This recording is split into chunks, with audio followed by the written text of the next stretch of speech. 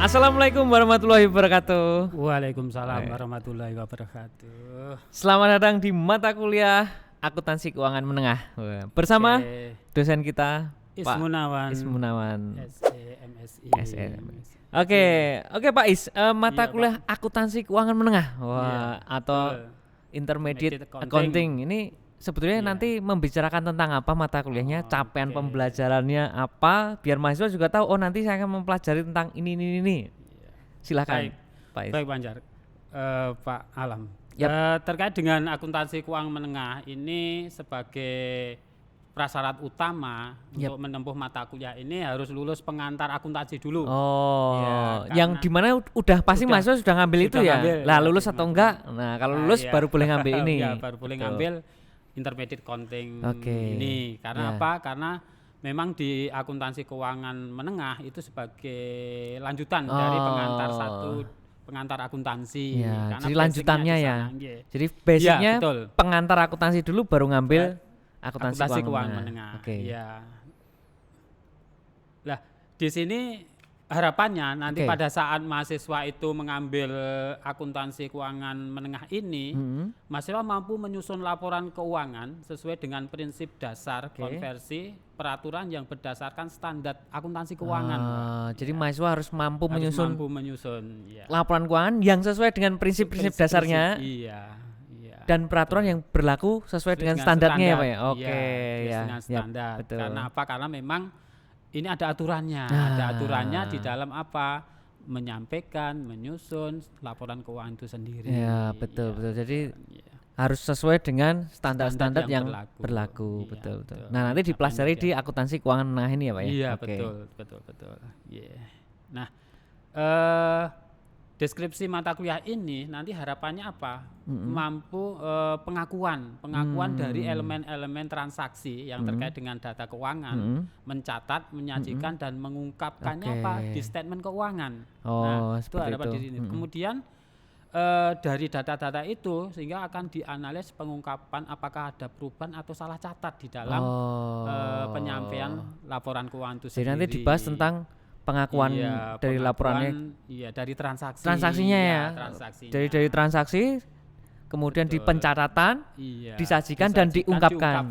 Diungkapkannya dalam bentuk apa? Annual report atau statement keuangan. Laporan keuangan, statement keuangan ya. Lalu apakah selama masa periode akuntansi itu ada perubahan atau kesalahan catat sehingga bisa dilakukan perubahan perubahan di sana nantinya. Kemudian dianalisa tadi ya Pak ya. Kemudian bisa dilakukan perubahan dan kalau terjadi kesalahan dalam pencatatan. Kemudian juga akan melihat dari kasus etika dalam akuntansi itu sendiri nanti. Jadi etika dalam akuntansi dalam prakteknya juga akan dibahas ya Pak. Betul. Meskipun di secara etika itu sudah ada mata kuliah sendiri di sana nantinya.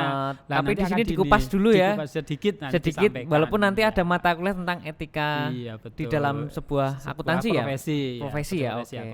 Ya ini gambaran tentang akan kita pelajari tentang apa, ada pengakuan, pencatatan, penyajian, pengungkapan laporan keuangan dan juga akan diajarkan analisis pengupahan perubahan.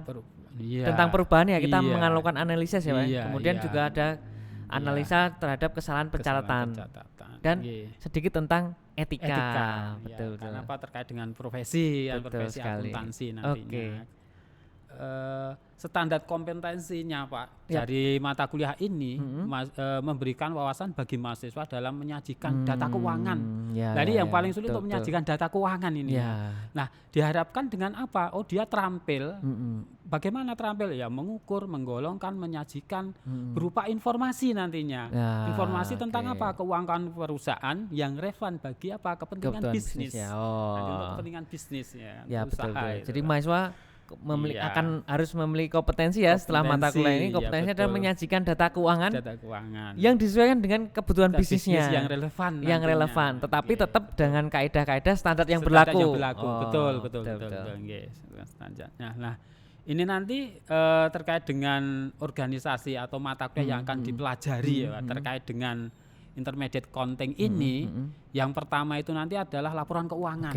Nah, meskipun di dalam pengantar 1 itu secara dasar sudah ada konsep di sana. Sehingga nanti di pengantar ini akan dilihatkan laporan keuangan. Nah, laporan keuangan itu ada apa saja. Kemudian jadi membahas tentang laporan keuangan dulu ya. Laporan keuangan dulu. Kemudian ada kerangka dasar. Karena apa? Kerangka dasar itu yang menyadari terkait apa? Standar tadi loh. Ya, meskipun di dalam standar ini ada 5 pilar akuntansi yang akan dibahas di konsep kerangka nantinya sebagai dasarnya. Lalu kita bicara yang terkait dengan intermediate-nya. Ini ada kas dan setara kas. Masuk ke intermediate-nya kas dan setara kas ya. Itu. Kemudian ada piutang. Apakah nanti perusahaan itu akan memunculkan adanya piutang dagang, piutang berbentuk wesel. Nah, itu akan dikupas di dalam piutang. Kemudian ada persediaan. Lalu ada aset, baik itu nanti aset yang tetap maupun aset tidak tetap atau tidak berwujud. Nah, di sini nanti akan dilihat, Pak, apakah harga perolehan aset itu bagaimana, kemudian dilihat sampai dengan masa pemakaian itu mengalami penurunan nilai enggak, sehingga akan diputuskan aset enggak ya Pak ya. Mau dijual, ditukar atau apa akan dibahas di dalam aset ini. Kemudian ada liabilitas jangka pendek, ada membahas tentang liabilitas juga ya nantinya ya. Jadi ini adalah mungkin langsung ditampilkan semua aja Pak. Nah ini adalah karena nanti juga mahasiswa juga bisa mendownload bahwa akan ada RPP RPS dan kontraknya. Nah ini kira-kira yang akan dipelajari Pak ya, ada laporan keuangan, ada kas dan setara kas, piutang, persediaan, aset, liabilitas, investasi maupun laba ekuitas ditahan. Ya. Nanti dibahas di pertemuan berikutnya. Tapi ini memang wajib ya harus untuk kita ikuti karena ya tadi bagaimana sih cara menyajikan laporan keuangan yang sesuai standar dan dibutuhkan menyesuaikan kepentingan bisnis ya Pak ya. Kepentingan bisnis. Dia mau kecimpung di mana? Kan akuntansi kan luas sekali. Nanti waktu pengantar nanti akan disampaikan. Di sana sudah disampaikan ya. Pengen profesi akuntansi yang apa? Apakah publik atau ke syariah atau ke UMKM? Pengennya di mana? Sehingga di situ karena memang beda-beda ya standarnya. Betul. Iya. Kemudian strategi perkuliahan nanti bisa online maupun offline. Ya betul. Kita menggunakan blended learning ya Pak ya. Iya, blended learning nantinya. Kemudian di situ bisa ada tanya jawab maupun diskusi yang akan kita lakukan juga. Kemudian ada penugasan meskipun nantinya di dalam setiap sesi perkuliahan itu selain tanya jawab ada penugasan di mana implementasi dari sebuah konsep itu agar ya memberikan wawasan yang luas nantinya. Betul. Diharapkan ya ada proaktif dari mahasiswa juga. Betul. Lalu kehadiran. Nah, ini kehadiran tetap di UTS dan UAS nantinya tetap akan dilakukan. Ya berarti nanti dalam pertemuan 14 kali pertemuan ya, termasuk ada UTS, ada UAS. Juga ada memang untuk perkuliahan semester depan ada blended learning, artinya ada online dan ada offline. Nanti ada jadwalnya karena memang masa pandemi ini ya. Memang kita diwajibkan untuk online juga. Tapi kita akan blended learning ya Pak Is ya. Satu mata kuliah ada beberapa kali untuk offline-nya, tetapi tidak wajib offline-nya ini. Karena memang ada beberapa yang takut untuk datang, mungkin tidak diperkenalkan orang tuanya seperti itu. Sehingga kita wadai dengan online tadi atau online tadi betul. Untuk penugasannya sendiri kira-kira berapa kali atau bagaimana? Kalau atau setiap di sini ada setiap sesi ada penugasan. Saya buat penugasan agar nanti mahasiswa lebih menguasai itu terkait dengan strategi mata kuliah yang kami ramu tadi. Contoh tugasnya itu seperti apa? Apakah nanti jangan-jangan mahasiswa kita kan ini bukan perkuliahan jarak jauh nih, tapi tugas jarak jauh nih. Tunggu dulu, kita tunggu penjelasannya dulu monggo. Misalnya gini, pada saat kita bicara laporan keuangan. Karena apa? Karena di dalam laporan keuangan itu sendiri karena nanti fokus di intermediate accounting ini adalah pada laporan posisi keuangan. Pada laporan posisi keuangan sehingga gambaran pengungkapan di sebuah entitas atau perusahaan di dalam implementasi itu kayak apa? Jadi sebenarnya jadi sebenarnya bukan penugasan tapi kayak latihan case-case ya Pak. Iya, jadi betul, nanti mungkin karena agak sensitif nih bahasa tugas. Mungkin lebih ke arah latihan soal, latihan yang itu case-case real ya Pak Es. Iya, betul. Sehingga jangan dijadikan beban oleh mahasiswa karena mengasah skill untuk bisa mengungkapkan laporan keuangan yang baik. Nah, ini jadi kata kuncinya ini bukan penugasan, tapi lebih ke arah case-case real, contoh-contoh soal, kerjakan. Jangan jadikan beban ya Pak Is ya. Kalau jadikan beban malah nanti malah kurang bisa menguasai. Betul sekali. Betul. Nanti kita revisi dikit, bukan penugasan, arah ke sana nantinya. Arahnya adalah case real. Jadi kalau Anda bisa mengerjakan, nanti juga lulus bisa mengerjakan juga. Tapi kalau nggak kita asah ya Pak Is ya, kita laporan keuangan ya kesulitan juga. Jadi jadikan sebagai motivasi diri untuk menguasai laporan keuangan ya Pak. Iya, ini strategi yang kami rencanakan. Lalu kemudian bacaannya, itu banyak sekali sebenarnya Pak. Anda bisa pakai sumber utama kan di IAI yang memang sebagai sebuah lembaga yang yang mengatur terkait dengan standar akuntansi itu sendiri. Nanti ya paling enggak kita kenal lah IAI itu siapa, IAI itu apa. Iya betul. Masa mahasiswa enggak kenal IAI kan ya susah. Betul. Karena ada lembaga yang menaungi akuntan Indonesia ya Pak ya.